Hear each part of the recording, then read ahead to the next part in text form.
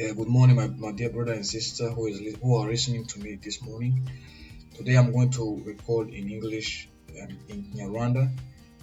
First, I'm going to record in Kinyarwanda. You can skip to the English part if you don't understand Kinyarwanda.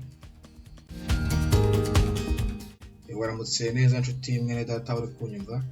Nshimiye Imana yakurinze ukaba ugeze mu kwezi kwa gatatu. Kandi ndagusengeye ngo uku kwezi kuzabe ukwezi kw'amahoro n'ukwezi kwihirwe. Ijambo ry'iki cyumweru ni ijambo dusanga muri Yeremiya igice cya gatatu umurongo wa 12 kugeza umurongo wa 13. Haranditse ngo genda wamamaze aya magambo aherekera ikasikazi uvuge uti garuka wamusubira inyuma we Isirayeli, niko Uwiteka avuga. Sinzakurebana igitsure kuko ndi umunyembabazi, niko Uwiteka avuga. Sinzakomeza kurakara iteka. Icyo nshaka kimwe ni uko wemera ibyaha byawe, ibyo wacumuye ku Uwiteka Imana yawe.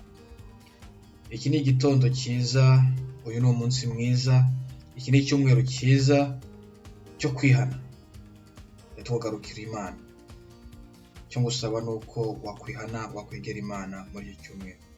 Muri iki cyumweru tugarukira Imana nshuti. Reka tugarukire Uwiteka kandi dukore ibikwiriye muri iki cyumweru. Twihane ibyaha byacu, twihane ibyo twakoze. Yesu aratubabarira.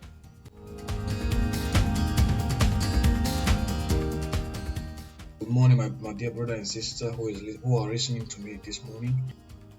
I pray that this month will be peaceful and prosperous, and I pray that you will be blessed as you listen to our word of the week or listen to our messages we are going to put this coming month. The word of the week is found in Jeremiah chapter 3, verse 12 to 13, and I read, Therefore go and give this message to Israel. This is what the Lord says. O Israel, my faithless people, come home to me again, for I am merciful. I will not be angry with you forever. Only acknowledge your guilt. Admit that you rebelled against the Lord your God. This is the message. This is the word of the week.